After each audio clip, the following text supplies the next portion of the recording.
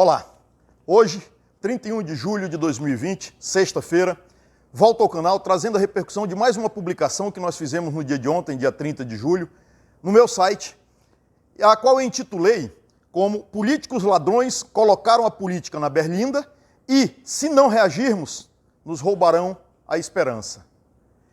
Eu, como sempre, vou trazer um resumo do que nós escrevemos e publicamos ontem, mas eu não vou ser tão restrito ao que está escrito lá. Quem tiver interesse, vai lá e leia o artigo e se intere com muito mais informações, muito mais abrangente do que o que nós vamos fazer aqui. Mas vamos lá. Para a gente poder contextualizar, é preciso fazer uma origem de como surgiu tudo isso, como surgiu o Estado. Por que a política está tão desacreditada em nosso país, em nosso Estado, em nossa cidade?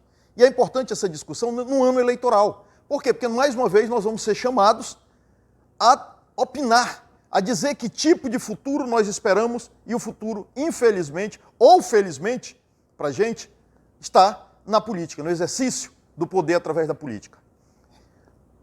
Antes do surgimento do Estado, disso que nós entendemos como Estado, e aí há vários filósofos, eu não vou ficar aqui me atendo ao nome dos filósofos, mas vou fazer um resumo dessa filosofia, disse o seguinte, que o homem vivia em estado de natureza, ou seja, a gente vivia largado, sem nenhuma regra, sem nenhuma norma, sem nenhuma lei que nos restringisse o nosso comportamento. Vigorava naturalmente a lei do mais forte.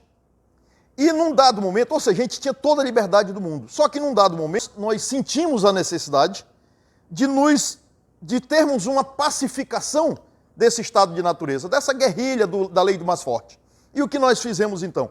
Nós abrimos mão, e é o contrato social, na filosofia a gente chama assim, nós abrimos mão de parte desse poder, dessa liberdade que nós tínhamos, em favor de um ente maior, que fosse capaz de regular a nossa vida em sociedade. E aí a soma dessas liberdades, de parte da liberdade individual de cada um cidadão, criou esse ente maior. O que era esse ente maior? O Estado. Nós criamos o Estado. Para quê? Para regular a vida em sociedade, para trazer normas, trazer regras, e que possibilitasse que a gente tivesse uma convivência mais pacífica dentro da sociedade. No entanto, para coordenar esse Estado, esse ente maior que nós criamos socialmente, era necessário nós escolhermos uma pessoa para ditar as regras e comandar, ou seja, e governar esse Estado. E aí surgem os déspotas e etc., né, os imperadores e tudo. Resumo, o Estado se torna tão poderoso, esse Estado que nós criamos se tornou tão poderoso, com a soma de parte da liberdade de cada um dos seus indivíduos, e ele passa a oprimir as pessoas, a oprimir a sociedade. E como é que ele faz isso? Ele faz isso através de cobranças exorbitantes de impostos, a partir do poder de polícia, de colocar a sua força, a força do Estado, para oprimir a sociedade, com penas altamente, como diríamos, disciplinatórias, mas altamente rigorosas. Existe um enumerado incrível de torturas que eram usadas como penas nessa época. Isso tudo para impor o poder do Estado sobre o cidadão. Ou seja, a origem, o problema não foi a origem. O problema fomos nós aceitarmos que o Estado fizesse essa imposição sobre nós. Nós abrimos mão de parte da nossa liberdade, o Estado se viu grande demais e passou a massacrar a população. E aí tem a filosofia vai nos trazer o livro Leviatã, do Thomas Hobbes, e o Leviatã, o que foi? Ele traduz que o Estado se transformou num monstro, um monstro alado que se volta contra a sociedade. Ou seja, ele passa a oprimir, a massacrar, a humilhar o povo, né? E o que é a política, então? Dentro desse Estado, no surgimento do Estado, das cidades, das polis, há uma necessidade do diálogo, do contato, das relações entre as pessoas. E a política nada mais é do que todas as relações trocadas entre os seres humanos, entre as pessoas. São as relações, então eu faço política, você faz política. Não importa se é a política da sua família, a política no seu lar, se é a política na empresa onde você trabalha.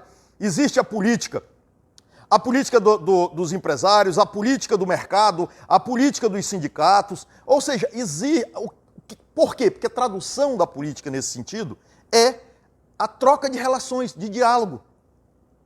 É a discussão dentro da sociedade.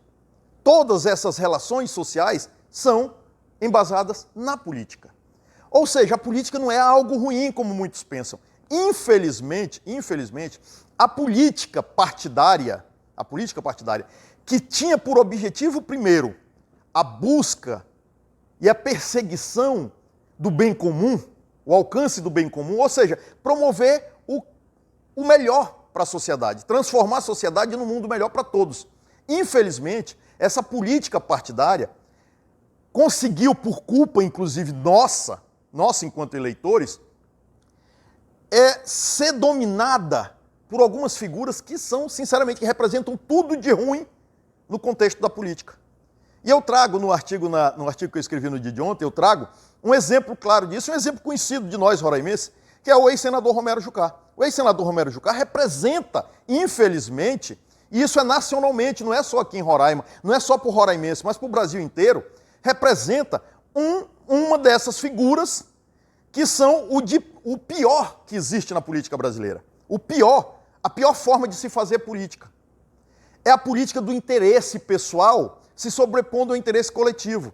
É a política do mau-caratismo, da falta de vergonha na cara. A política que só faz, que tudo que faz pensando em si e nos seus familiares. Nada faz em benefício da sociedade. A política do se eu não ganhar, eu não quero. Quanto eu vou ganhar nisso? Isso vai movimentar a minha conta bancária, dos meus amigos, dos meus familiares, do meu grupo? Não. Se não vai, eu não faço. Por quê? Porque eu não estou interessado em fazer a política do bem. A política do bem comum, que busca o melhor para a nossa sociedade.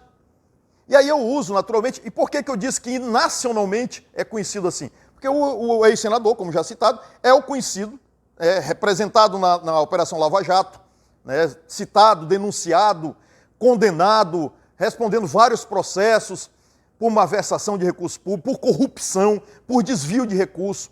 E lá atende, né, na Operação Lava Jato, pela alcunha de Caju. Ficou nacionalmente conhecido por essa alcunha. Então, é desse assunto que nós tratamos nesse artigo. Nós fazemos também uma analogia depois. Para quê? Para que essa ganância toda? Dinheiro, e a gente faz isso no artigo, a gente cita isso aí, o dinheiro, a moeda, ela tem um valor que agrega poder. Por quê? Porque dinheiro, em economia a gente aprende o seguinte, que o dinheiro, ele serve para satisfazer necessidades, ponto. Só que o dinheiro é escasso, existe um número limitado de dinheiro no mundo e as nossas necessidades enquanto sociedade, enquanto cidadãos, é ilimitada, ou seja, tem pouco dinheiro para muitos querem e poucos têm. Muitos querem e poucos têm. Então aquele que retém algo que é desejado por todos, por muitos, ele começa a agregar poder pelo poder. Vou dar um exemplo para ver se a gente consegue esclarecer esse diálogo. Primeiro, eu tenho uma limitação, eu tenho uma necessidade de ter alguns bens, como todas as pessoas têm. Depende do nível que você está, você vai mudando as suas necessidades. Mas vamos lá.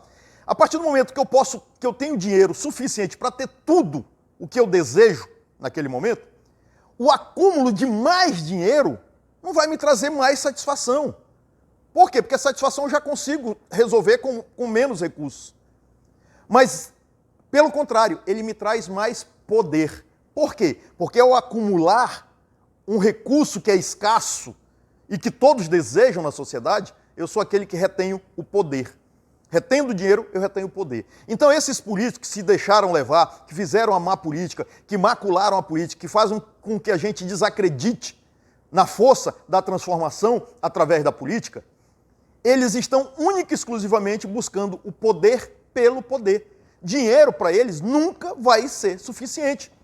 Por isso, é rotina, envolvimento em corrupção, em lavagem de dinheiro, em desvio de recursos públicos, não pouco se preocupando com as consequências dos seus atos. Por quê? Porque se está bom para eles, pouco se importam se a sociedade vai estar sofrendo, se as pessoas vão estar morrendo por falta de um leito no hospital, se vai ter fila em postos de saúde, se as pessoas vão estar passando necessidade, passando fome. Eles estão mais interessados em acumular poder. Acumulando dinheiro, eles acumulam poderes. Mas para que dinheiro? Para que tanto? Do que adianta você se enclausurar, você construir castelos, as mansões desses barões, se você não tem paz, não tem a menor condição de sair de casa, de usufruir do poder e do dinheiro que você acumulou. Por quê? Porque se você sai, você está com medo de ser assaltado, corre o risco de ser assaltado, de sofrer qualquer tipo de violência lá fora. Por quê? Porque lá fora a sociedade está gritando, a sociedade está morrendo, a sociedade está desesperada vivendo na miséria, por culpa do seu egoísmo. Do egoísmo daqueles que acumulam desenfreadamente, que só pensam em si e nunca na sociedade. Mas nós também temos muita culpa nisso. Nós temos que fazer uma meia-culpa. Nós somos parte dessa sociedade. Nós participamos, nossos antepassados, quando criaram o Estado, participamos da criação dessa estrutura. Nós nos afastamos da política porque pensamos, não vou me misturar com esse... Mas enquanto nós pensarmos em não nos misturarmos, enquanto nós estivermos afastados da política, sendo desmotivados, isso só favorece o mal político. Só favorece aquele que já está lá e que continua e pensa exclusivamente, trabalha dia e noite para se perpetuar no poder. Esses são ameaçados quando vêm pessoas de bem, a sociedade, reclamando o seu espaço, o seu lugar e a finalidade primária da política, que é o bem comum. Portanto, nunca julguem, não julguem a política, que a política é ruim, a política não presta, não. Quem não presta não é a política. Quem não presta são os políticos, alguns políticos. Esses sim merecem que ser defenestrados, ser expulsos, ser expurgados da política. Por quê? Porque se usaram da política única e exclusivamente para se locupletar, para enriquecer, para aumentar o seu poder. Mas nós temos culpa nisso. Quando nós nos acovardamos, quando nós nos omitimos em não participar, quando nós participamos de forma errada e ajudando a manter os mesmos males na política, as mesmas pessoas que tanto mal causam ao sistema político.